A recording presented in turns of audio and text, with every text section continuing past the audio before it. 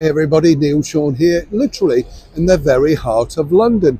Today I wanted to share a story with you about what I like to describe as secret London. You know, the sort of places that you find and you think, wow, did that really go on there?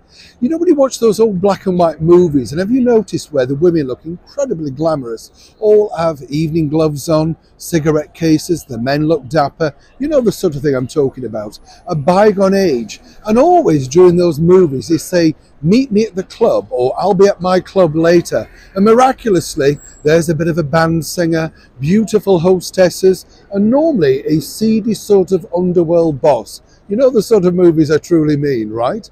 Well, way back in 1966, at this particular club I'm now about to show you, the world-famous boxer Joe Louis, the world heavyweight champion of the world, was hired as a host. A novel idea, don't you think?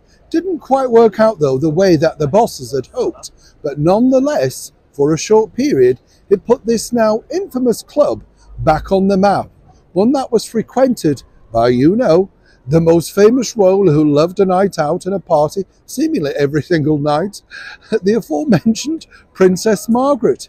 But what happened at that particular club? Right behind me here is now the, well, somewhat looking forlorn Pigalle Club.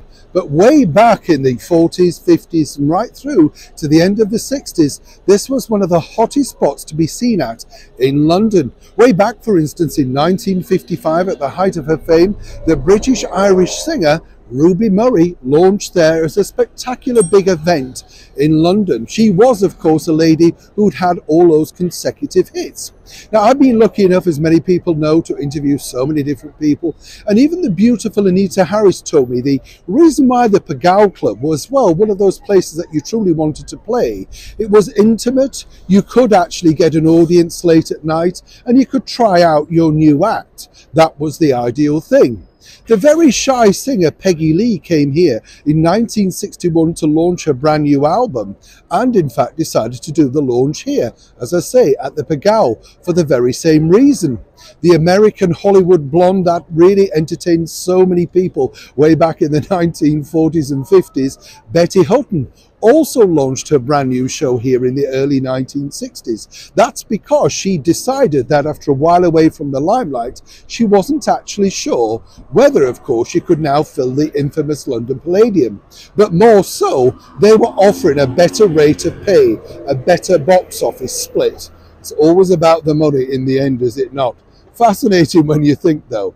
But the Pigalle, as I say, really did host so many infamous people, including the Kray twins, a personal visit from the President of the United States, JFK, and frequently Her Royal Highness Princess Margaret, who wanted to see the hot thing of the day. The club really had something of a checkered career.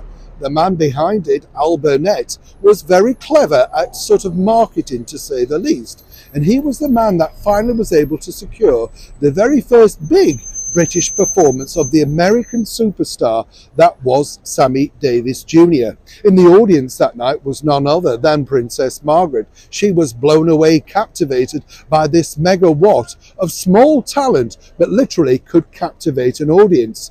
Thanks to the small spot on here, he was then propelled to appear at the Royal Variety Performance at the Victoria Palace Theatre later that year. But of course, the marketing by Al with this wonderful car outside, well, that helped too.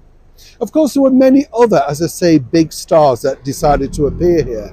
And it was a lot of fun to say you were going to the Pigalle.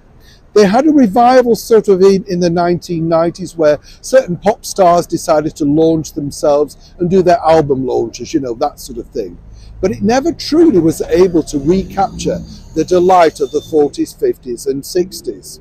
As Edie Gomez said when she appeared here with her wonderful partner, the singer Steve Lawrence, it was magical simply because you were in the very heart of London, quite frankly, and also not many people knew about the club.